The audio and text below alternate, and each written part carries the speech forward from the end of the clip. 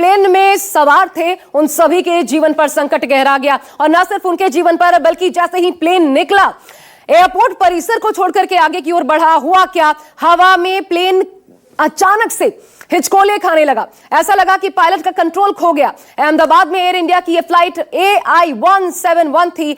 Take off के कुछ seconds बाद ही क्रैश हो गई। यह विमान बोइंग 787 ड्रीम लाइनर था बाकायदा, जिसमें पायलट्स और क्रू मेंबर्स को मिलाकर के कुल मिलाकर के 242 यात्री सवार थे। टेक ऑफ करने के महज 2 मिनट के भीतर एयर इंडिया का यह विमान हादसे का शिकार हो गया। 1:38 पर टेक ऑफ, 1:40 पर दुर्घटनाग्रस्त हुआ यह विमान। हादसा हुआ तो रनवे को छोड़ एयरपोर्ट परिसर से ठीक बाहर की ओर निकला था। और ये तस्वीरें जो लगातार सामने आ रही हैं, देखिए, ये दरअसल जैसे ही एयरपोर्ट परिसर से बाहर की ओर निकला, रिहायशी इलाके की ओर प्रवेश हुआ, एक डॉक्टरों का हॉस्टल था, उसके ऊपरी हिस्से को तोड़ता हुआ, चीरता हुआ, यूं कहिए, वो आगे की ओर बढ़ा, नीचे गिरा, आग के गोले में तब्दील हो गया। सूत्र जो बता रहे हैं उसके मुताबिक सभी यात्रियों की मौत हो गई है, लेकिन ऑफिशियल कंफर्मेशन ये खबर नहीं दी जा रही, अभी इसमें समय लिया जा रहा है। लेकिन एक बड़ा मिरेकल हुआ है। वो मिरेकल क्या हुआ है, देखिए, जाको रखे साइयां मार सके ना कोई, जैसा कि हम सुनते हैं। बिल्कुल ये जो शख्स है, आश्चर्यजनक, ये किसी चमत्कार से कम नहीं, बेहद आश्चर्यजनक रूप से मौत को मात देने वाले इस शख्स का नाम रमेश कुमार बताया जा रहा है। 11A ये संख्या बताई जा रही है उनकी सीट की। 11A सीट नंबर पर वो बैठे हुए थे। और देखिए, तमाम यात्री, जब ये कहा जा रहा है कि कोई बच नहीं सका, उसमें वो खुद चलते हुए, लंगड़ाते हुए आपको नजर आ रहे हैं, लेकिन उनके भले चेहरे पर चोट के निशान आप देख सकते हैं, अगर इसको बहुत गौर से आप देखें चेहरे पर, क्योंकि बॉडी पर खून भी, हम आपको वो तस्वीरें कलर्ड वे में नहीं दिखा सकते, लेकिन ब्लैक एंड व्हाइट तस्वीरों में देखिए कैसे उनके पीठ पर आपको स्पॉट नजर आ रहा है। ये ब्लड के स्टेन्स हैं जो उनकी बॉडी पर भी आपको नजर आएंगे। लेकिन रमेश कुमार ने मौत को मात दी, ये बेहद आश्चर्यजनक, ये आंखों पर विश्वास नहीं करने वाला, ये चमत्कार से कम नहीं है उनका इस तरीके से इस पूरे हादसे में जीवित बच जाना। लेकिन कैसे ये हादसा हुआ, इससे जुड़ी एक एक डिटेल आपको एक रिपोर्ट के जरिए सबसे पहले दिखाते हैं।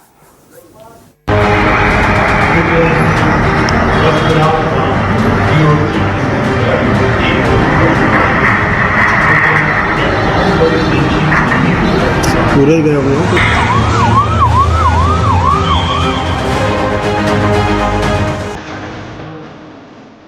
अहमदाबाद के सरदार वल्लभ भाई पटेल इंटरनेशनल एयरपोर्ट से एयर इंडिया के विमान ने उड़ान भरी और अगले 2 मिनट में प्लेन क्रैश हो गया।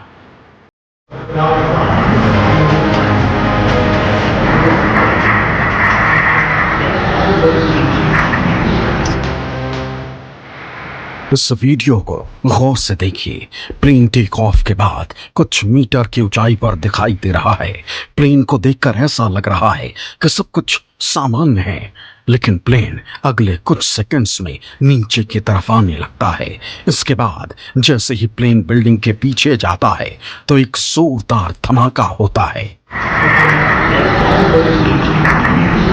पूरे गए हुए प्लेन में धमाका इतना जोरदार था कि ऐसा लगा जैसे कोई बम फट गया है। धमाके के साथ कई मीटर ऊंचाई तक धुएं का गुबार दिखाई दिया।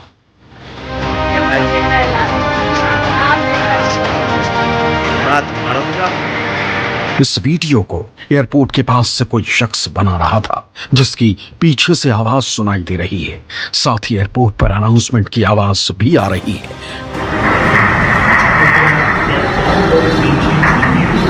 पूरे गए हुए लेकिन 17 सेकंड्स के इस वीडियो में जो दिखाई दिया वो हैरान, परेशान और दुखी करने वाला है।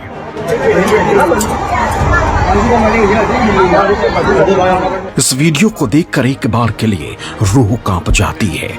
लोगों का दिमाग सुन्न पड़ जाता है कि प्लेन में सवार लोगों का क्या हुआ होगा, क्योंकि जब प्लेन ने टेक ऑफ किया उस समय एयर इंडिया के इस प्लेन में क्रू मेंबर समेत कुल 242 लोग सवार थे।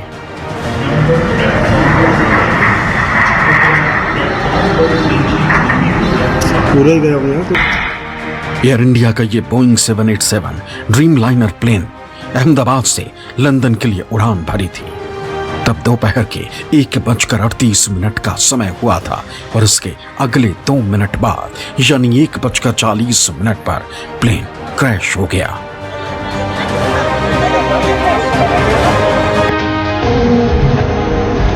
एयर इंडिया का ये प्लेन उड़ान भरने के 2 मिनट के अंदर क्रैश हुआ, जो कि एयरपोर्ट के ठीक बाद रिहायशी इलाके में जा गिरा।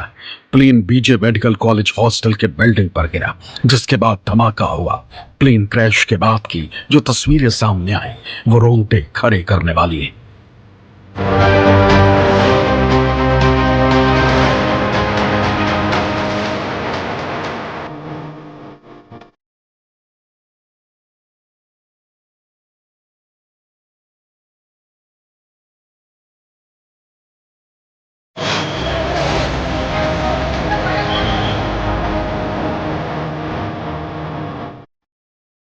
जिस बिल्डिंग पर प्लेन क्रैश होकर गिरा वहां सिविल अस्पताल के डॉक्टर्स रहते हैं। इससे बिल्डिंग का एक हिस्सा ढह गया और मेस में खाना खा रहे डॉक्टर बुरी तरह प्रभावित हुए। माहौल अभी बहुत गमगीन है और अभी कुछ बता नहीं सकते क्योंकि बहुत सारी डेड बॉडीज़ है और पहचानना भी मुश्किल है। जब यहाँ पे जो अपडेट आएगा वो आगे फिर पता चलेगा, डीएनए लेके चेक करेंगे। अब ये हमारे सास और ससुर दोनों इस फ्लाइट में थे और यूके ही जा रहे थे हमारे साली को मिलने के लिए। 3 महीने का उनका प्लान था और रिटायर्ड थे और दोनों अकेले ही रहते थे। सुबह में वो जब जा रहे थे लंदन और मुझे बोल के गए कि परिसर देखना घर पे सभी को। हाँ सुबह आज सुबह मैं यहाँ पे पेपर पढ़ रहा था। उनके हस्बैंड थे, उनके रिलेटिव्स थे, फ्रेंड्स थे, वो सब रखने के लिए गए थे। वो लोग अपनी बेटी को मिलने के लिए लंदन जा रहे थे और अभी तक मुझे कोई इनका समाचार मिला नहीं। मैं इंतजार कर रहा हूँ मुझे समाचार मिले। एयरपोर्ट पर छोड़ने के लिए उनका लड़का यशपाल थी और उनका यशपाल का घर में थे इनकी पत्नी, उनकी बेटी और इनका पोता। ये लोगों उनको छोड़ने को गए थे अहमदाबाद। ये लोगों को क्या मालूम है मुझे मालूम नहीं, पर इनको पता चला कि नहीं चला ये भी मुझे मालूम। मुझे जो मालूम हुआ वो टीवी के माध्यम से समाचार से मालूम हुआ और अभी तक मुझे क्लियर समाचार नहीं आया है कि मैं इसके लिए क्या करूँ। इंतजार कर रहा हूँ समाचार का। घर में बैठा था, एकदम से आवाज आया, भूकंप जैसा लगा। बाहर आया तो धुआं मालूम ही था, मेरे ट्रेन केस हुआ ऐसा मालूम ही था। फिर यहाँ पे आए फिर मालूम चला। यहाँ के क्या देखा आपने? यहाँ के फिर केस हुआ है, बॉडी बहुत सारी बड़ी है। हमारी बहन जा रही थी 1 बजे जा रही थी। 1:10 की फ्लाइट थी और जा रही थी लंदन। लंदन जाने से पहले ही क्रैश हो गया प्लेन। प्लेन क्रैश के फौरन बाद बचाव और राहत कार्य शुरू किया गया। 200 से ज्यादा एम्बुलेंस घायलों को अस्पताल लेकर दौड़ने लगी, लेकिन प्लेन क्रैश की साइड का मंजर इतना भयावह था कि देखने वालों के रोंगटे खड़े हो गए, क्योंकि धमाके के साथ प्लेन पूरी तरह तबाह हो गया था। अहमदाबाद पोर्ट में कई यात्रियों के शव तो पूरी तरह जल गए थे। हादसे की जगह से मिले ज्यादातर शव इतनी बुरी तरह झुलस चुके हैं कि उनकी पहचान करना भी बहुत मुश्किल है। उनकी पहचान डीएनए टेस्ट के बाद ही संभव होगी। प्लेन में भारतीय ही नहीं बल्कि कई विदेशी यात्री भी सवार थे। जो जानकारी सामने आई है उसके मुताबिक प्लेन में 169 यात्री भारतीय थे। इसके अलावा 52 ब्रिटिश यात्री, 7 पुर्तगाल के यात्री और 1 यात्री कनाडा का था। इनके अलावा 12 क्रू मेंबर साथ थे। तो 169 कुल मिलाकर के ऐसे यात्री थे इस प्लेन में सवार। 242 में से जो कि भारतीय थे उनमें से एक चेहरा है रमेश कुमार का। देखिए और एक बार फिर आपको बता दें, ये बेहद आश्चर्यजनक है। ये किसी मिरेकल से, किसी चमत्कार से कम नहीं है। जिस तरीके से रमेश कुमार के इस पूरे हादसे में जान बची है, ये कैसे संभव हो पाया, ये अपने आप में शोध का विषय है। देखिए ये रमेश कुमार आपको नजर आ रहे हैं। दरअसल इनके बॉडी पर आप खून के छींटे देख सकते हैं, ब्लड स्पॉट्स नजर आ रहे हैं आपको, लेकिन इसलिए हम आपको ये ब्लैक एंड व्हाइट तस्वीर दिखा रहे हैं। ये खुद लंगड़ाते हुए बाकायदा इनके हाथ में मोबाइल फोन है। सोचिए पूरे चेत एकदम बेहतर अवस्था में इनको कहा जा सकता है। कोई एक छोटी दुर्घटना होती है उसमें आदमी की स्थिति देखिए, लेकिन ये संभव कैसे हुआ। हालांकि अगर कोई बता सकता है तो सिर्फ और सिर्फ रमेश कुमार ये जो बता पाएंगे कि आखिर उनके साथ ये कैसे संभव हो पाया कि जब ये कहा जा रहा है, क्योंकि ऑफिशियल कंफर्मेशन अभी तक वो आंकड़ा अभी तक रिवील नहीं किया गया है। कुल मिलाकर के आसपास भी कितना नुकसान हुआ है उन लोगों को भी जोड़ा जाएगा और शायद उसके बाद ही ये डिक्लेयर किया जाए कितनी मौतें इस पूरे घटनाक्रम में हुई हैं। लेकिन देखिए रमेश कुमार जिन्होंने एक तरीके से हैरान है लोग इनकर देख कर, क्योंकि छत विक्षत ये अवस्था थी उस बोइंग में सवार, ड्रीम लाइनर में सवार तमाम जो यात्री थे उनकी, जो 100 कुल मिलाकर के 242 तादाद बताई जा रही है। शव के टुकड़े हो गए, किसी का हाथ कट गया, एक महिला की ऐसी तस्वीर आई जो कि गर्दन कटी हुई। ऐसी तस्वीरें सामने आ रही हैं जो खौफनाक है, जिनको अभी तक आपने टीवी पर इसलिए नहीं देखा क्योंकि वो तस्वीरें दिखाई नहीं जा सकती। लेकिन ऐसे किसी बड़े हादसे के बीच इस शख्स का इस तरीके से बच जाना, ये अपने आप में बेहद आश्चर्यजनक है। मैं सीधा रुक रही हूँ इंद्रजीत सिंह का, मेरे सहयोगी इस वक्त जुड़े हुए हैं हमारे साथ इस पर बातचीत के लिए। इंद्रजीत, लेकिन एक चीज बताइए, अभी तक सूत्र बता रहे हैं कि सभी की मौत हो गई, मात्र ये एक शख्स बचे रमेश कुमार जो जीवित रह पाए इस पूरे घटनाक्रम में। लेकिन क्यों इतना वक्त लिया जा रहा है? अभी तक ऑफिशियली क्यों अनाउंस नहीं किया जा रहा कि कितने लोगों की मौत हुई है, वो आंकड़ा क्या है? क्योंकि परिजन भी परेशान है उनके, जिनको ये पता था कि वो बोर्ड कर रहे हैं, लेकिन उनकी स्थिति क्या है वो जानना चाहते हैं कि आखिरकार क्या है। कंफर्म्ड कम से कम खबर उन तक पहुंचे।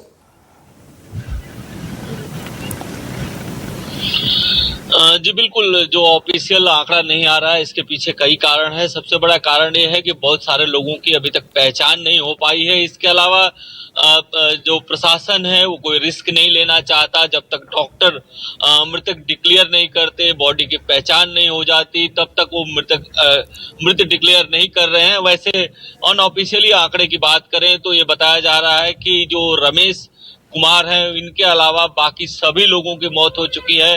हालांकि जो ऑफिशियल कंफर्मेशन आया था अहमदाबाद पुलिस की तरफ से, उसके मुताबिक 204 लोगों की मौत की खबर आई थी।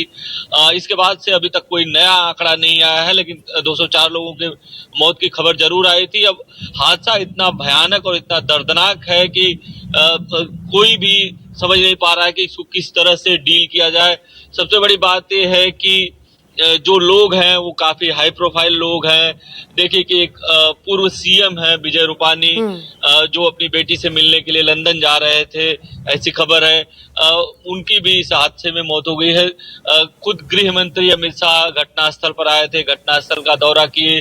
लगातार वीआईपीज के आने का सिलसिला शुरू है। जो प्रशासन है, पुलिस है, उनको ये भी देखना है। साथ ही जांच का दायरा भी बढ़ाना है कि क्या इसमें जांच किस दिशा में आगे बढ़ती है। पुलिस को ये भी देखना पड़ेगा या जांच एजेंसियों को ये भी देखना पड़ेगा। हालांकि अभी तक जो जांच हुई है उसके मुताबिक यही पता चल रहा है कि प्लेन में कोई टेक्निकल खराबी आ गई थी, उसी के चलते ये हादसा हुआ है। लेकिन ये दर्दनाक हादसा ऐसा हुआ है कि इसमें बहुत सारे लोगों ने, किसी ने अपने बच्चे को खोया है तो किसी ने अपने पिता को खोया है। हर कोई, और ना सिर्फ ये बल्कि कुछ तो शायद परिवार जो बच्चों समेत ट्रैवल कर रहे थे वो पूरा परिवार ही खत्म हो गया। ऐसी शायद हमें खबरें भी सुनने को मिल जाए जब इस बात की तस्दीक होगी कि कौन से परिवार से कितने लोगों की मृत्यु हुई। ये अपने आप पे पीड़ादायक जरूर होगा, लेकिन इंतजार भी है देश भर को कि कुछ ऑफिशियली ये कंफर्म बताया जाए। इंद्रजीत बने रहिएगा मेरे साथ। लेकिन ये जो बोइंग है, दरअसल इसको समझना जरूरी हो जाता है। क्यों बोइंग की रेपुटेशन को लेकर के सवाल उठ रहे हैं? 787 ड्रीम लाइनर आखिर क्या है ये समझिए, क्योंकि इससे पहले भी ये जो बोइंग कंपनी निर्माण करती है ड्रीम लाइनर्स का, इसको लेकर के विवाद रहा है। उस पूरे विवाद को आज समझने की कोशिश करेंगे। कैसे विवाद रहा, क्यों विवाद रहा, क्यों 787 के पहले 737 की चर्चा आती है, क्यों 787 से पहले 737 की चर्चा आती है। उस वक्त हादसों में कुल मिलाकर के अगर देखा जाए, एक आंकड़ा भी आपके सामने आगे मैं रखूंगी, लेकिन इसे समझिए जरा। बोइंग 787 ड्रीम लाइनर को अमेरिका की बोइंग कंपनी बनाती है। दरअसल बोइंग कंपनी बनाती है, इसलिए इसे बोइंग नाम दिया गया है। देखिए dream liner, Boeing dream liner दुनिया की सबसे बड़ी एविएशन कंपनियों में से एक है बोइंग, ये आप जानते हैं। 2003 में बोइंग ने ड्रीम लाइनर को 7E7 प्रोजेक्ट इस नाम से दरअसल पहले शुरू किया था। इसका मकसद क्या था ये समझिए। इसका मकसद था कि फ्यूल एफिशिएंट हो, कंफर्टेबल हो और टेक्निकली एडवांस एयरक्राफ्ट ऐसे निर्माण किए जाएं कि अगर लंबी दूरी की यात्रा लोगों को करनी पड़े तो बड़ा सुखद अनुभव हो और सपनों जैसी उड़ान हो। इसलिए इसे ड्रीम लाइनर दरअसल नाम दिया गया। अब देखिए 15 दिसंबर 2009 को बोइंग 787 की पहली टेस्ट फ्लाइट हुई थी। इसके बाद 26 अक्टूबर 2011 को जापान की ऑल निप्पॉन एयरवेज ANA को पहली ड्रीम लाइनर जो थी वो डिलीवर की गई। जापान को डिलीवर हुई पहली ड्रीम लाइनर। भारत की बात की जाए तो भारत में बोइंग 787 ड्रीम लाइनर को सिर्फ एयर इंडिया ही ऑपरेट करती है। और इसलिए ये AI 717 जो देख रहे हैं वो दुर्घटना का शिकार हुई है। 2012 में एयर इंडिया ने बोइंग की फैसिलिटी से अपना पहला 787 ड्रीम लाइनर लिया था। यह साल था 2012 का। एयर इंडिया के पास 27 बोइंग 787 ड्रीम लाइनर इस वक्त मौजूद है, जो कि दिल्ली, मुंबई, अहमदाबाद ऐसे तमाम शहरों से इंटरनेशनल रूट्स पर अपनी उड़ान भरते हैं। ये विमान लंदन, सिंगापुर, दुबई, टोक्यो और सिडनी जैसे डेस्टिनेशंस के लिए उपयोग होते हैं। जैसा कि यहां भी देखने को मिला, अहमदाबाद से लंदन के लिए इस विमान ने उड़ान भरी थी, लेकिन हादसे का शिकार हो गया ये ड्रीम लाइनर। अब देखिए, बोइंग विमानों का हालांकि ये पहला मामला नहीं है, इसे समझिए, उसके बाद आप समझ पाएंगे कि दरअसल ये हो क्या रहा है। 2024 में दक्षिण कोरिया में बोइंग 737-800 विमान क्रैश हुआ। उसमें भारी तादाद में मौतें हुई, 180 जानें चली गई। उसके पहले दो और घटनाएं चर्चा में रही। 2018 में लायन एयर फ्लाइट 610 क्रैश हुआ, 189 मौतें इस घटना में हुई थी। उसके बाद अगले साल 2019 में इथोपियन एयरलाइंस फ्लाइट 302 क्रैश हुई, 157 मौतें इसमें भी हुई थी। दुनिया भर में एक आंकड़ा यह कहता है कि बोइंग विमान से जुड़े लगभग 6000 हादसे अब तक सामने आ चुके हैं। इसमें अब तक 9000 से ज्यादा लोगों की मौत हुई है, और इनमें से 6000 में से ये जो घटनाएं मैं आपको बता रही हूं, जिनमें 9000 लोगों की मौत, 415 बेहद चौंकाने वाली घटनाएं हुई, जिसमें ज्यादा नुकसान हुआ। बोइंग के पूर्व इंजीनियर और विसिल ब्लोअर के तौर पर जाने जाने वाले सैम सालेह पौर, उन्होंने दरअसल एक इंटरव्यू के दौरान दावा किया था कि बोइंग कंपनी ने 777 जो वर्जन था और 787 इस मॉडल के निर्माण के दौरान सुरक्षा नियमों को ताक पर रखकर शॉर्टकट अपनाए। उनकी चेतावनी थी कि ये विमान जैसे जैसे पुराने होंगे, हादसों की आशंका और बढ़ेगी। तो लगभग 1 दशक ये जो विमान उड़ान भर रहा था, इसको 1 दशक हो चुका था फ्लाई करते हुए। एक बड़ी बात। दूसरी बड़ी बात यह कि जो को पायलट था, उसके बारे में इंफॉर्मेशन ये सामने आ रही है कि लगभग 11,000 फ्लाइट्स थी। वो फ्लाइंग एक्सपीरियंस की अगर हम बात करें तो फ्लाइंग एक्सपीरियंस के तौर पर काफी ज्यादा कम था। उनके बारे में ये जानकारी सामने आ रही है। तो क्या ये टेक्निकलिटीज जो रही वही कारण बनी, या फिर ओवरलोड? एक आशंका जाहिर की जा रही है कि ओवरलोड की वजह से हो सकता है। ऑपरेशन सिंदूर इसमें एक एंगल निकल कर सामने आ रहा है क्योंकि देखिए, ऑपरेशन सिंदूर की वजह से हुआ क्या है, पाकिस्तान का जो एयर स्पेस है वो बंद है। ऐसे में जब विमान उड़ान भर रही हैं तो फिर उनको ज्यादा फ्यूल, ज्यादा ईंधन खर्च करना पड़ेगा। अब दोबारा से जब रिफ्यूलिंग संभव नहीं है तो फिर ज्यादा फ्यूल वो लेकर के चलते हैं। तो एक तरीके से समझिए, आग के गोले में क्यों कन्वर्ट हुआ ये विमान, ये आप इस घटनाक्रम से समझ सकते हैं, क्योंकि ज्यादा फ्यूल था। इतना ज्यादा फ्यूल था कि जैसे ही ये दुर्घटना हुई, ऐसा लगा कि कोई बड़ा बम धमाका हो गया हो। और हम आपको ये तस्वीर जो दिखा रहे हैं, देखिए कैसे यह हादसा हुआ, समझिए। ये रनवे को छोड़ने के बाद ये विमान देखिए कैसे उड़ान भरती है, टेक ऑफ होता है इस विमान का, और 1 मिनट का भी शायद जो पायलट था उसको वक्त नहीं मिला संभलने का। और उसके बाद होता क्या है कि महज वहां से टेक ऑफ करने के बाद 625 फीट की ऊंचाई पर जाने के बाद विमान वहीं पर लगने लगता है कि ये इसका जो इंजन है उसको थर्स नहीं मिल पा रहा, यानी उसके इंजन को जोर नहीं मिल पा रहा कि वो आगे की ओर उड़ान भरे और ऊंचा जाए। और उसके बाद फिर एक खौफनाक तस्वीर सामने आती है। उस तस्वीर के माध्यम से देखने को मिला कि विमान दुर्घटनाग्रस्त हो गया, आग के गोले में तब्दील हो गया। उसके बाद धुएं का गुबार, और उसके बाद मौतें, चीख पुकार, अफरा तफरी, जो कुछ आज दिन भर आपने अहमदाबाद में देखा, तो ये सब कुछ ड्रीम लाइनर के तहत हुआ है, बोइंग विमानों के साथ हुआ है। बोइंग जिसकी रेपुटेशन पर पहले भी सवाल उठे हैं, और कैसे सवाल उठे हैं, उनके इंजीनियर ने किस तरीके से कहा था, जो कि एक विसिल ब्लोअर के तौर पे भी जाने जाते हैं, कि जैसे जैसे समय बढ़ेगा वैसे वैसे इन विमानों में हादसे की जो प्रबलता है वो बढ़ती जाएगी। अब देखिए जरा ये भी समझिए, एयरपोर्ट की बाउंड्री वॉल ये देखिए, इसको छोड़ने के बाद ये एयर इंडिया का विमान 625 फीट की ऊंचाई पर धीरे धीरे पहुंचता है, और 625 फीट की ऊंचाई पर पहुंचने के बाद 1:38 पर पहले तो समझिए उड़ान भरता है, और 625 फीट की ऊंचाई पर पहुंचने के बाद 1:40 पर विमान क्रैश हो जाता है। तो ये अपने आप में बड़ी घटना। और जहां पर क्रैश होता है ये एरिया, ये अहमदाबाद में मेघाड़ी नगर का एरिया है, डेंस पॉपुलेशन। एक आशंका ये भी व्यक्त की जा रही है कि अगर इससे थोड़ा सा ये और आगे बढ़ता तो फिर ये घटना और बड़ी हो जाती, क्योंकि वहां पर चौल एरियाज, जैसे चौल, झुग्गी बस्तियां, उस प्रकार के एरिया आगे आते हैं। और अगर वहां पर ये विमान गिरता तो फिर आप अंदाजा लगा सकते हैं कि ये दुर्घटना कितनी बड़ी हो सकती थी। मेरे साथ मानव इस वक्त जुड़ रहे हैं न्यूज रूम से और इंद्रजीत भी लगातार हमारे साथ बने हुए हैं। मानव, मैं आपके पास आ रही हूं और मानव आप जरा समझाने की कोशिश कीजिए, क्या अब तक, क्योंकि एक्सपर्ट्स की बातें हम दिन भर सुन रहे हैं, अलग अलग कारण गिना रहे हैं एक्सपर्ट्स, क्या हो सकता है जिस डीवीआर की शायद बात की जा रही है, ब्लैक बॉक्स की बात की जा रही है कि जब वो आएगा तब पता लगेगा असल वजह क्या रही इस घटना की, लेकिन उसमें टेक्निकलिटी पता नहीं चलेगी। लूप होल ये है दरअसल, क्या बातचीत हुई, वो मेडे कॉल जो है वो जरूर पता लग सकता है, एक्सपर्ट्स ये भी बता रहे, तो फिर पता लगेगा कैसे कि आखिर ये हादसा हुआ कैसे?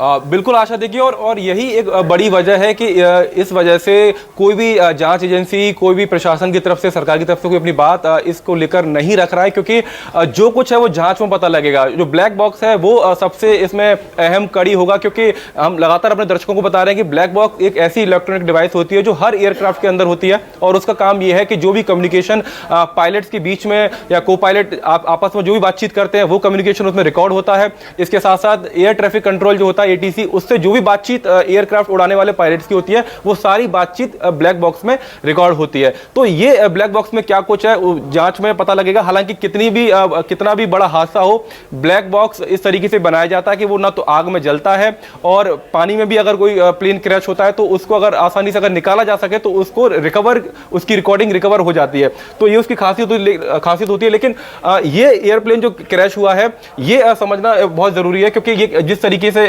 ये आप इसको देखेंगे हमारे दर्शक तो समझ पाएंगे कि ये रनवे है, एक सिंगल एयर स्ट्रिप यहाँ पर देखेंगे, ये सरदार वल्लभ भाई पटेल अंतर्राष्ट्रीय हवाई अड्डा है अहमदाबाद का, और यहाँ पर आप देखिए तो ये एयर स्ट्रिप है और यहाँ से ठीक सामने ये वो कंपाउंड है जहाँ पर जो BJ मेडिकल कॉलेज है जहाँ पर ये क्रैश हुआ है, यानी क्रैशिंग साइट यहाँ पर है, यहाँ से टेक ऑफ किया।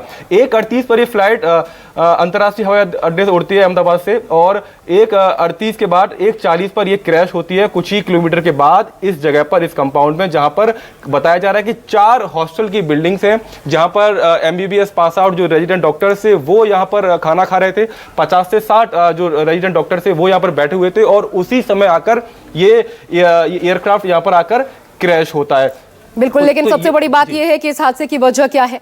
ये ड्रीमलाइनर जो अक्सर जिन पर उंगली उठती है, बोइंग के विमान जिन पर उंगली उठती है, बोइंग की तरफ से कहा गया कि एयर इंडिया के संपर्क में है, हर संभव मदद करेंगे। मैं राहुल का रुख करना चाहूंगी। राहुल, मेरे साथ मेरे एक और सहयोगी जुड़ रहे हैं, उनके पास कुछ अपडेट है, सीधा लिए चलते हैं आपको। राहुल, बताएं क्या इन्फॉर्मेशन, क्या अपडेट्स अब तक सामने आई है इस घटना को लेकर के? गृह मंत्री भी पहुंचे हुए हैं।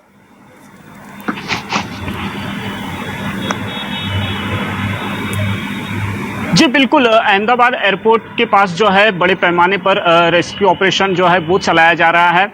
अधिकतर जो यात्री हैं वो जो विमान में इस पे सवार थे उन्हें अस्पताल पहुंचाया गया है। हालांकि अधिक से ज़्यादा लोगों की मौत की पुष्टि जो है वो कर दी गई है। कुल 242 यात्री जो है क्रू मेंबर सहित इसमें सवार थे। जो पायलट सुमित सब्बरवाल को लेकर जो जानकारी मिली है कि वो मुंबई के पवई इलाके के ही रहने वाले हैं। वो अपने परिवार वाले लंदन के लिए जब फ्लाइट जो है टेक ऑफ कर रही थी उससे कुछ ही समय पहले उन्होंने अपने पिताजी से भी बात की थी। इसके अलावा एक अन्य क्रू मेंबर भी जो है वो मुंबई और उसके आसपास के कुछ जिलों के रहने वाले बताए जा रहे हैं। फिलहाल इस पूरे मामले की जो है जांच की जा रही है। सबसे अहम कड़ी ये पता लगाने की कोशिश की जा रही है कि आखिरकार हादसा क्यों और कैसे हुआ। इस हादसा क्यों और कैसे हुआ इसकी जानकारी जो है विस्तार जो है जांच करने के बाद ही सामने आएगी। लेकिन फिलहाल मौके पर देश के गृह मंत्री अमित शाह के साथ साथ नागरिक उड्डयन मंत्री वो भी मौजूद हैं। लगातार जो है अधिकारियों के साथ संपर्क बनाए हुए हैं। फिलहाल इस पूरे मामले की जांच की जा रही है और बोइंग जो कंपनी है एयरक्राफ्ट की उसको लेकर भी कई सवाल जो है अब खड़े किए जा रहे हैं, क्योंकि जब इसने लॉन्च किए थे अपने एयरक्राफ्ट तब कई तरह के दावे किए थे, सुरक्षित यात्रा, कम ईंधन में कम खर्चे में जो है इसकी सुविधाओं को लेकर काफी जो है दावे किए गए थे। फ्यूल एफिशिएंट, कंफर्टेबल, सपनों वाली उड़ान को पूरा करने की क्षमता रखने वाला एक ऐसा ड्रीम लाइनर जिसमें कुछ इसी सोच के साथ 242 यात्री सफर कर रहे थे, लेकिन उन्हें नहीं पता था कि ये उड़ान उनके जीवन की आखिरी उड़ान होगी और ये उड़ान उनके जीवन का सबसे सुखद नहीं बल्कि सबसे दुर्भाग्यपूर्ण, सबसे दुखद और इस तरीके से जीवन को खत्म करने वाला उड़ान बनेगा। भूपेंद्र सिंह लगातार घटनास्थल का उन्होंने जायजा लिया है, वहां की रिपोर्ट्स आपको देखनी चाहिए, किस तरीके से अफरा तफरी मची, किस तरीके से एक छत को बाकायदा छूते हुए जो टेल था दरअसल विमान का वो अटक गया और उसके बाद आगे की ओर बढ़ा तो जो अगला हिस्सा था वो बुरी तरीके से क्रैश हुआ, जिसमें इतनी बड़ी क्षति पहुंची है। एक रिपोर्ट भूपेंद्र सिंह की आपको दिखाते हैं। प्लेन क्रैश किस तरह से हुआ था वो भी मैं आपको दिखाने की कोशिश करता हूं। मैं इस समय प्लेन क्रैश जहां से हुआ है उसकी बगल की इमारत में हूं। तस्वीर देखिए आप, ये एक हॉस्टल के मेस की छत है जहां पर आपको वो टेल दिखाई दे रही है, प्लेन का पिछला हिस्सा। स्पीड इतनी ज़बरदस्त थी कि टक्कर लगकर ये जो टांकी आप देख रही हो, पानी की टंकी, ये बिल्डिंग के बीच में थी और अब कोने पे जा चुकी है। प्लेन पहले यहाँ टकराया, उसके बाद वो सामने वाली जो आपको बिल्डिंगें दिखाई दे रही हैं काली काली, जहाँ से धुआं उड़ रहा है, उन बिल्डिंगों में जाकर उसका अगला हिस्सा टकराया। अभी भी इसके अंदर आग लगी हुई है, आपको दिखाई दे रहा है। टंकी के नीचे जो है अभी भी फायर है। उस वक्त जो रेसिडेंट डॉक्टर थे, बच्चे मेस में खाना खा रहे थे। इसके नीचे ये जो आप देख रहे हैं टेल, ये जो बिल्डिंग जहाँ पर प्लेन का टूटा हुआ हिस्सा आपको दिखाई दे रहा है, यहाँ पे नीचे खाना खा रहे थे और एकदम से ये पूरा जो है हादसा हुआ। और उसके बाद यहाँ पर आप देख सकते हैं कि फायर के कर्मचारी अभी भी रेस्क्यू कर रहे हैं, अभी भी आग को बुझाने का काम जो है इनका लगातार चल रहा है। काफ़ी देर से, जब से प्लेन का हादसा हुआ है तब से ही इस आग को बुझाने की कोशिश की जा रही है। अभी भी फायर ब्रिगेड के कर्मचारी आपको दिखाई दे रहे हैं कि यहाँ पर वो रेस्क्यू कर रहे हैं। और उसके बाद का मलबा जो है, आगे जो आपको ग्राउंड दिखाई दे रहा है, वहाँ पूरा मलबा जो है गिरा हुआ है। और ये टंकी के पास आप देखिए, पूरे प्लेन के कॉकपिट का जो हिस्सा है वो आपको यहाँ पर दिखाई दे रहा है। ये पूरा कॉकपिट जो है टंकी को पूरा उखाड़ कर फेंक दिया है। प्लेन क्रैश की एक भयावह तस्वीर मैं आपको दिखाता हूँ। यहाँ पर आप देखिए किस तरह से प्लेन जो है वो इमारत के अंदर घुसा है। ये पीछे का पोर्शन है, जो दोनों तरफ उसके पंख होते हैं, वो आपको दिखाई दे रहे हैं कि किस तरह से पिछला जो हिस्सा है प्लेन का, जो यहाँ पे फंस गया है और पूरी तरह से इमारत को तहस नहस कर दिया। इसके बाद बाकी का हिस्सा जो है वो आगे की बिल्डिंग से टकराया जहाँ पर आग लगी। उसके बाद और एक इमारत है, वहाँ तक वो बिल्डिंग गई और वहाँ पर आग लगी। आप देख सकते हैं कि ये जो मंजर आपको दिखाई दे रहा है, ये जो प्लेन यहाँ पर आपको पंख दिखाई दे रहे हैं, ये तस्वीर अपने आप बयां कर रही है कि किस तरह से प्लेन क्रैश हुआ है। ये इमारत बहुत ज़्यादा पुरानी नहीं लग रही है। रेसिडेंट्स जो डॉक्टर्स हैं उनका ये पूरा रिहायशी इलाका है। और यहाँ पर से आप देख सकते हैं कि यहाँ पर आप देख सकते हैं कि किस तरह से ये जो दोनों पंख हैं वो यहाँ पर दिखाई दे रहे हैं। 1:38 पर जैसे ही प्लेन ने टेक ऑफ किया, 1:40 में उसमें कुछ गड़बड़ी हुई। शुरुआत हुई उस पेड़ से जो आपको दूर दिखाई दे रहा है। पहले प्लेन जो है, जो ऊपर जाने की जगह टेक ऑफ के बाद में वो नीचे आना शुरू हुआ। पहले उस आगे वाले पेड़ से वो टकराया, उसके बाद में धीरे धीरे वो नीचे आया, लोहे का एक खंभा है बीच में, उससे टकराया, दूसरे पेड़ से टकराया और उसके बाद रेसिडेंट डॉक्टरों की ये मेस जो आपको इस समय दिखाई दे रही है, यहाँ पर आपको दिखाई दे रहा है कि यहाँ पूरी तरह से वो टकरा गया। और उस यहाँ टकराने के बाद ये जो बिल्डिंग है, इसके नीचे का अगर मंजर आप देखेंगे तो पूरी तरह से आपको खाक होता हुआ दिखाई देगा।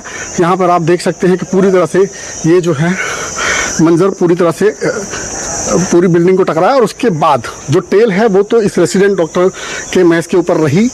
इंजन जो है वो टंकी को उखाड़ कर आगे ले गया और उसके आगे का और पोर्शन जो है वो आगे वाली इमारत में ले गया। और लोग इसी तरह से जैसे जैसे प्लेन टूटता गया, छत विच्छत हो गया।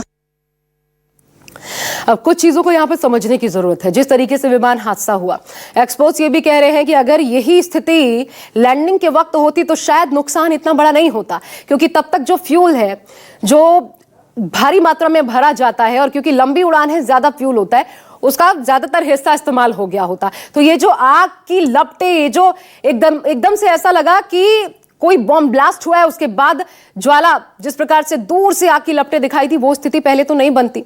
उसमें कमी जरूर होती, उससे कुछ जानें बच जाती। तो इसलिए अगर ये टेक ऑफ की बजाय लैंडिंग पर होता तो शायद स्थितियां थोड़ी अलग होती। दूसरी बड़ी बात, 11,000 घंटे ये जो को पायलट है उनके बारे में कहा जा रहा है कि इतना फ्लाइंग एक्सपीरियंस उनके पास था, जबकि अगर देखा जाए 600 से लेकर के लगभग 600 से 800 घंटे कुछ इस प्रकार ट्रेनिंग के वक्त ही गुजर जाते हैं। तो दरअसल क्या वाकई ये भी कहीं ना कहीं एक पॉइंट है जिसकी आगे जांच होगी। ये तमाम चीजें, हालांकि इस पर कुछ नहीं कहा जा सकता, इतना टेक्निकल मामला है कि कैसे यह हादसा हुआ।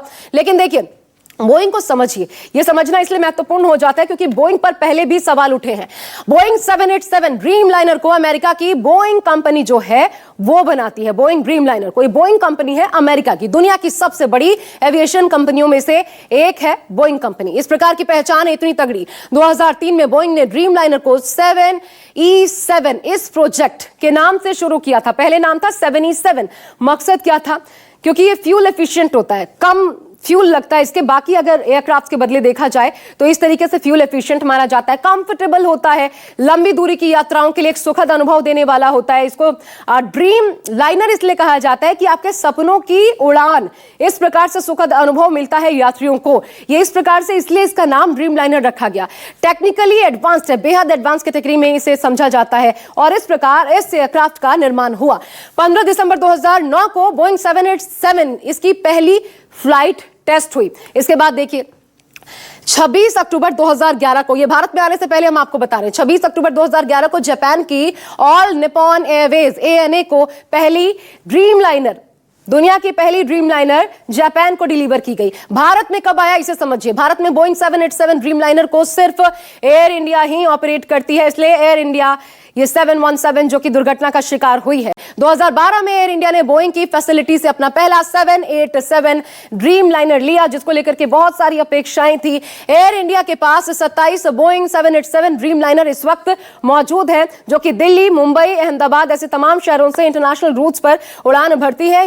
ये जो विमान है दरअसल London, Singapore, Dubai, Tokyo, Sydney जैसे डेस्टिनेशंस के लिए उपयोग होते हैं, इनको कवर करती हैं। जैसा कि इस घटना से पहले भी देखने को मिला, ये विमान अहमदाबाद से सीधा लंदन के लिए उड़ान भर रहा था जब हादसे का शिकार हो गया। लेकिन एक बड़ी बात यह है कि बोइंग विमानों में हादसे का कोई ये पहला मामला नहीं है। इससे पहले कब कब केसेस सामने आए हैं, इसको समझने से आप समझ पाएंगे कि ये क्यों।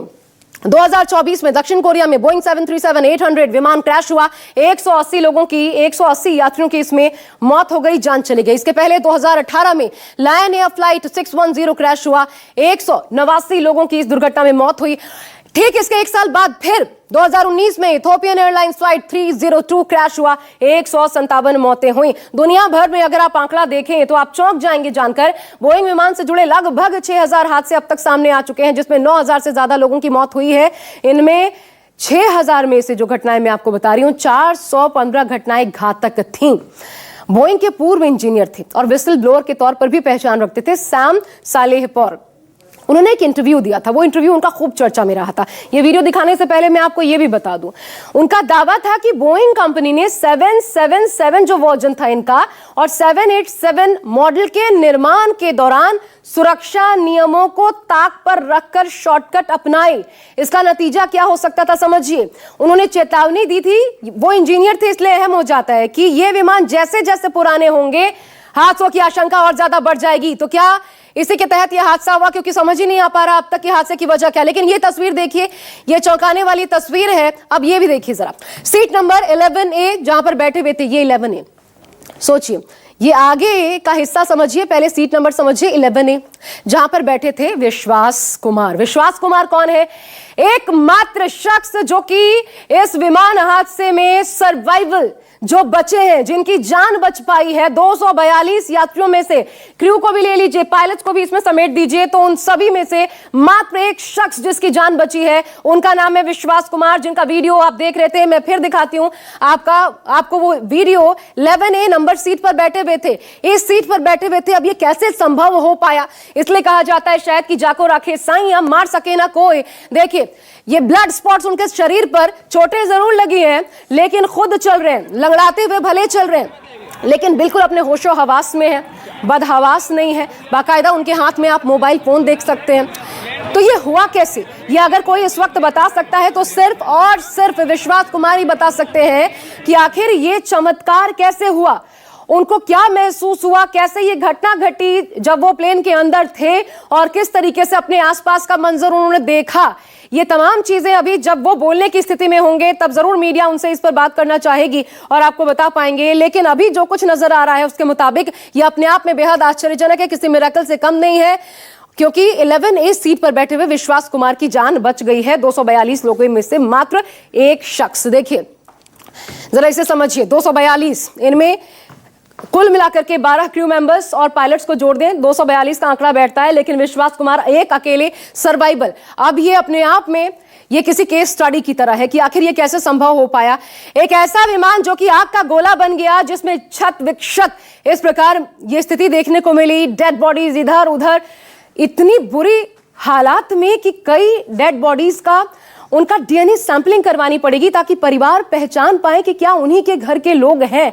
ये इतनी बड़ी दुर्घटना है और तब इस शख्स का इस प्रकार से बच जाना ये अपने आप में बेहद चौंकाने वाला है। लेकिन खुद विश्वास कुमार क्या कहते हैं ये पता चलेगा उनसे बातचीत के बाद ही।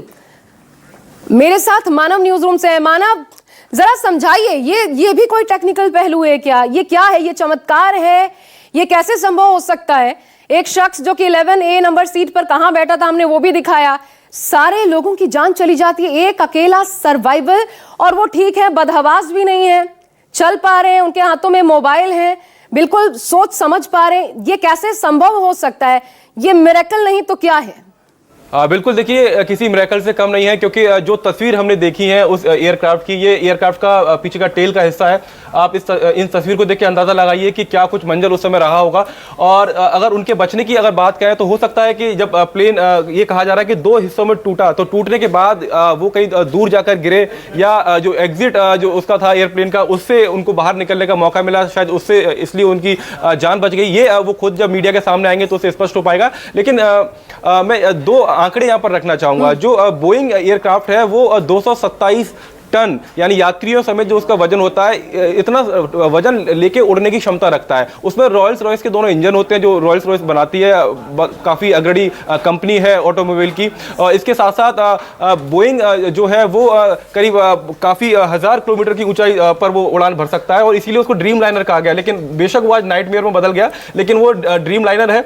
और बोइंग की अगर देखें तो जो उसकी फ्यूल कैपेसिटी है वो 1,01,323 किलोग्राम जो एयर टरबाइन फ्यूल जो होता है उसकी क्षमता होती है। आप अंदाजा लगाइए 1 लाख से ज्यादा किलोग्राम जो फ्यूल था वो फ्यूल इस प्लेन में रहा होगा, क्योंकि ये फ्लाइट अहमदाबाद से जा रही थी गेटविक एयरपोर्ट लंदन के लिए, तो इतना फ्यूल रहा होगा। और वही फ्यूल हमने देखा तस्वीरों में, जो सीसीटीवी तस्वीरें आई थी एयरपोर्ट की, कि किस तरीके से, जिसको मशरूम मूल्ड कहा जाता है, उस तरीके से मशरूम नुमा आकार में वो पूरा फ्यूल जला और एक धमाके के साथ हवा में बड़ा गुब्बार हमको दिखाई दिया तस्वीरों में। तो वो करीब 1 लाख किलोग्राम से ज़्यादा ATF एयरक्राफ्ट के अंदर था, और वो तस्वीरों हमने देखा। और यही एक कारण है कि ज़्यादातर लोग, देखिए अगर विमान में आग नहीं लगती तो शायद नुकसान कम होता, क्योंकि ये विमान 252 यात्रियों की क्षमता वाला विमान है, और फिलहाल इसमें 230 और 12 क्रू मेंबर, 2 पायलट के सहित इतने लोग थे। लेकिन अगर इसमें आग नहीं लगती तो शायद नुकसान उतना ज़्यादा नहीं होता। लेकिन इतनी बड़ी मात्रा में, इतनी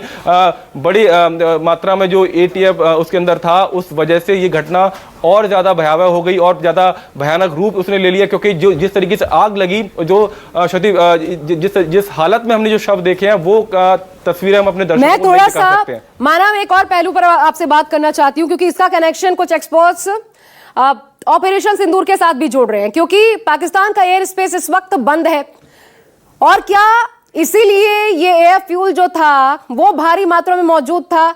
शायद अगर ये स्थितियां ना होती तो ये मात्रा ना होती, और शायद अगर एक दूसरा पहलू ये कि अगर ये लैंडिंग के वक्त हो रहा होता तो शायद इतना बड़ा हादसा ना होता। बिल्कुल, देखिए मैं इसमें एक चीज और जोड़ देता हूं। ये फ्लाइट डेली अहमदाबाद से लंदन जाती है। जो फ्लाइट कल अहमदाबाद से लंदन गई थी, मैं उसका पूरा रूट अपने दर्शकों को दिखाता हूं, और इससे वो समझ पाएंगे कि ये एयर स्पेस जो अभी पाकिस्तान के एयर स्पेस है, उससे कैसे अभी भारत की उड़ानें वहां से नहीं जा रही है। देखिए ये गुजरात का वो नक्शा है, भारत का वो हिस्सा है। यहाँ से ये टेक ऑफ हुआ, और टेक ऑफ होने के बाद इस अमूमन होता यह है कि जब पाकिस्तान का एयर स्पेस खुला हुआ होता है तो ये उड़ान यहाँ से पाकिस्तान की ओर होते हुए ऐसे जाती है। लेकिन क्योंकि इस उड़ान को लंदन जाना था, तो ये देखिए यहाँ से हिंद महासागर की तरफ इस तरफ जाते हुए यहाँ से फिर ईरान की तरफ होते हुए ये उड़ान लंदन की तरफ रवाना हुई। ये मैं पिछली कल 11 जून की फ्लाइट की डिटेल्स में बता रहा हूँ दर्शकों को कि ये समझ पाए कि यहाँ से अमूमन जब एयर स्पेस पाकिस्तान के ऊपर खुला हुआ था तो ये फ्लाइट यहाँ से सीधा ट्रेवल करती थी, और इसी तरीके से अब इसका एयर स्पेस है वो यानी एयर टाइम बढ़ गया, क्योंकि जब दूरी बढ़ गई तो जाहिर सी बात है जो एयर फ्यूल है वो भी ज्यादा मात्रा में भरा जाएगा। और एक यही बड़ा कारण है कि उसमें ज्यादा एयर फ्यूल था, ज्यादा एयर फ्यूल होने की वजह से, एटीएफ होने की वजह से ये घटना और ज्यादा भयानक हो गई। आशा बिल्कुल। अब लेकिन मानव, एक बड़ी बात ये, क्योंकि बहुत सारे लोग जो अपने परिजनों के बारे में जानना चाहते हैं, देखिए क्योंकि उम्मीद जगती है ना, ये जो एक शख्स है जिनकी जान बच गई, इसी तरीके से कुछ लोग उम्मीद कर रहे होंगे कि जब तक ऑफिशियली कंफर्मेशन नहीं आ जाता, हर कोई सोचेगा कि नहीं उनका जो घर का है शायद वो बच जाए, उनके साथ भी कुछ मिरेकल हुआ हो। ये जानकारियां लोग कैसे हासिल करेंगे? कुछ इतना, एक तो वक्त लग रहा है, दूसरा कुछ बॉडीज ऐसी हैं जो समझ ही नहीं आ पा रहा कि किसकी बॉडी है। वो डीएनए सैंपलिंग की आवश्यकता पड़ेगी। इन स्थितियों के लिए क्या कर रही है सरकार प्राथमिक तौर पर?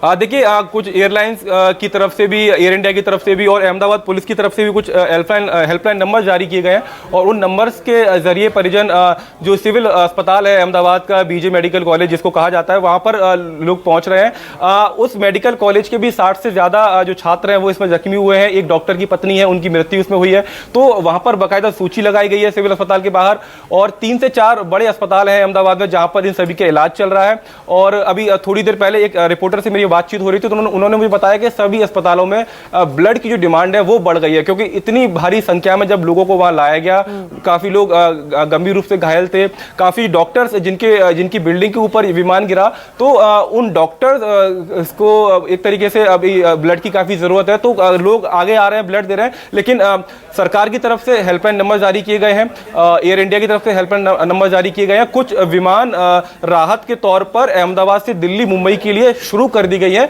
ये ताजा जानकारी एयर इंडिया की तरफ से दी गई है। आशा भी ठीक है, राहुल के पास इस पर और इन्फॉर्मेशन हो सकती है। राहुल, मैं आपके पास आना चाहती हूँ, क्या स्थिति है? क्योंकि विमानों को रोका गया था, फिलहाल के लिए स्टे लगाया गया था, उसके बाद क्या फिर से सुचारू हो गई हैं? पहली तो इन्फॉर्मेशन ये बताइए, इस पर क्या वजन आ रहा है एविएशन मिनिस्ट्री की तरफ से?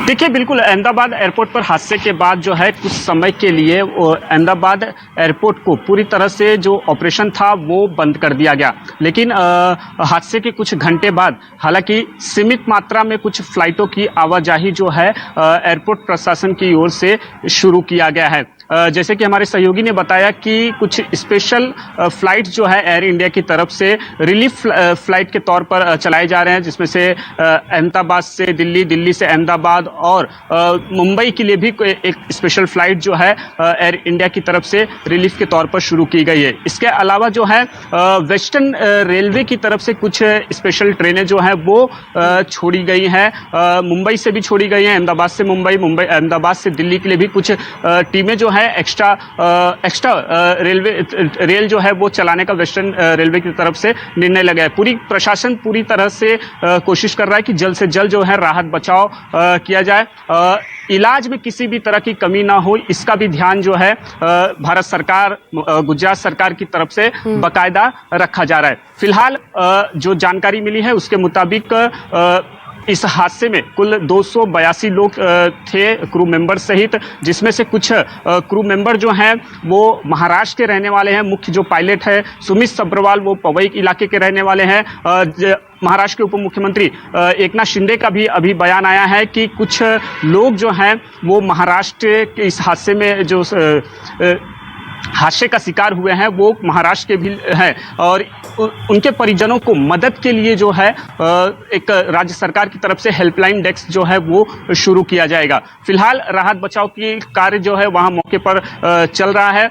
वरिष्ठ अधिकारी जो है वो मौजूद हैं। इसके साथ साथ देश के गृह मंत्री अमित शाह हो या फिर उड़ान मंत्री हों वो मौजूद हैं, और उड़ान सिविल एविएशन के स्टेट मिनिस्टर जो हैं मुरलीधर मोहर, वो भी फिलहाल अहमदाबाद एयरपोर्ट पर मौजूद हैं और लगातार निगरानी बनाए हुए हैं। सबसे ज़्यादा प्रशासन का यही फोकस है कि जल्द से जल्द जो घायल हुए हैं उन्हें एक, लेकिन राहुल बात बताइए, टाटा ग्रुप की तरफ से 1-1 करोड़ मुआवजे का ऐलान मृतकों के परिवार वालों के लिए किया गया है, 1-1 करोड़ दिया जाएगा, लेकिन इस बीच कई सारी खबरें, गुस्सा, आक्रोश एयर इंडिया मैनेजमेंट के खिलाफ देखने को मिला है। तो इस बाबत क्या सरकारी तौर पर कुछ कहा गया है? क्योंकि जवाबदेही तय होगी कि नहीं होगी, सबसे बड़ा सवाल। और क्या उसको कवर अप करने के लिए जो 1-1 करोड़ मुआवजे का ऐलान तुरंत में किया गया है, ये इसी कोशिश के तहत माना जाए? क्योंकि अभी तक जांच को लेकर के जांच होगी, कैसे हुआ ये घटना, हुई कैसे, लेकिन जांच आखिर किनकी कमियों की वजह से हुआ? एक्सपर्ट्स क्योंकि आरोप लगा रहे हैं सीधे तौर पर, ग्राउंड मैनेजमेंट उसमें बहुत ज्यादा कोताही बरती जाती है, वर्किंग आवर्स जो होते हैं उसको लेकर के अनएक्सपीरियंस्ड लोगों को भर लिया गया है। ऐसी तमाम बातें निकलकर एयर इंडिया मैनेजमेंट के ऊपर आरोपों के तहत सामने आ रही हैं।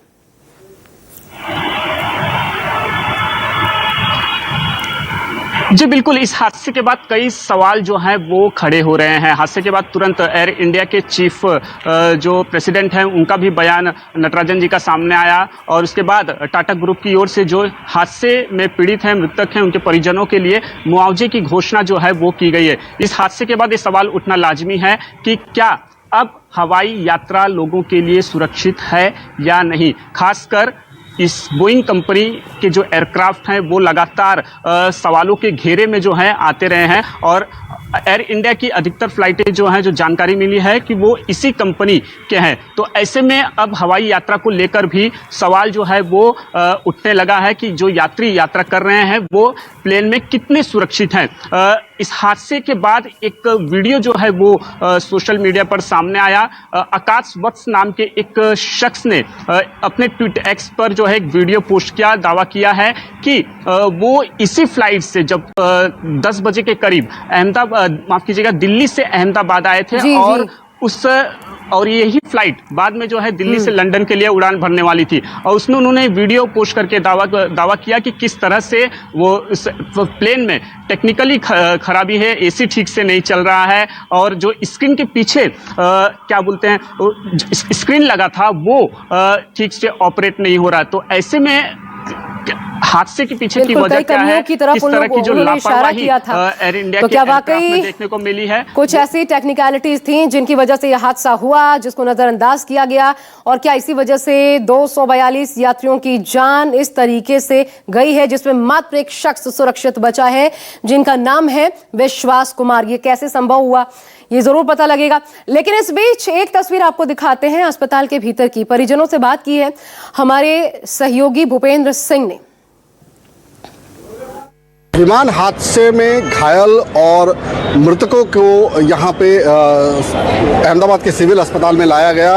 ये ट्रॉमा सेंटर है जो आप देख रहे हैं। बताया जा रहा है कि यहीं पर तमाम लोगों को रखा गया है, जो मृतक हैं, जो घायल हैं, तमाम लोगों को उसमें जो विमान में सवार यात्री थे वो भी हैं, और इसके अलावा जो रेसिडेंट डॉक्टर जिनकी मेज पर यह प्लेन पूरा क्रैश हुआ जिस बिल्डिंग पर, उस दौरान जो हताहत हुए वो तमाम लोग जो है इस समय सिविल अस्पताल में कुछ लोगों का, ज़्यादातर लोगों की मौत हो गई है, और जो जीवित हैं उनका इलाज जो है यहाँ पर चल रहा है। फिलहाल आधिकारिक तौर पर कोई आंकड़ा जो है वो प्रशासन ने नहीं बताया है, लेकिन इतना ज़रूर है कि मृतक के परिजन जो हैं इसी अस्पताल के सामने एक ऑडिटोरियम है जहां उनको बिठाया गया है। उन तमाम लोगों के डीएनए लिए जा रहे हैं, क्योंकि शव जो यहाँ पर लाए गए हैं और इसके अलावा जो घायल लाए गए हैं वो तमाम लोगों की कंडीशन या स्थिति इतनी छत विच्छत हो चुकी है कि उनकी जान पहचान करना बहुत मुश्किल हो रही है, और इसीलिए उनकी शिनाख्त जो है वो डीएनए से की जा रही है, और इसके लिए तमाम परिजनों को हॉल में बिठाया गया है और 72 घंटे का उन्हें समय दिया गया है, किसी को 48 घंटे का। सबके डीएनए सैंपल लिए जा रहे हैं। तो कुल मिलाकर सिविल अस्पताल में फिलहाल तमाम हादसे के शिकार लोग मौजूद हैं। यहाँ पर तमाम चुस्त व्यवस्था है, तमाम आधिकारिक लोग यहाँ मौजूद हैं। खुद अमित शाह ने यहाँ का जायजा लिया है। बाकी तमाम चीज़ें जो यहाँ पर हो रही हैं, लेकिन देखना होगा कि आधिकारिक बयान जब आता है तब ये आंकड़े क्या बताते हैं। कैमरामैन प्रभात साथ भूपेंद्र सिंह, अहमदाबाद न्यूज़ 24। कौन जा रहे थे आपके और क्या जानकारी मिली आपको? कुछ जानकारी नहीं मिली, मेरे नारायण का लड़का था। अच्छा, तो क्या बताया गया आपको?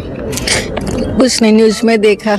अच्छा, और यहाँ के क्या आपको बोला गया? यहाँ से तो कुछ मैसेज नहीं मिला। बोले डीएनए टेस्ट करा, उसके बाद सब पता। अच्छा, आपका नाम क्या? सोफिया पटेल। क्या आपका नाम सर पहले? रशीद पटेल। रशीद जी, पहले तो कौन जा रहे थे आपके? मेरे भांजे थे। अच्छा, और क्या बोला आपको, क्या जानकारी दी गई? अभी कोई जानकारी उपलब्ध नहीं है बोले। जहाँ तक रेस्क्यू पूरा नहीं होगा वहाँ तक हम कुछ नहीं कर सकते। अच्छा, आफ्टर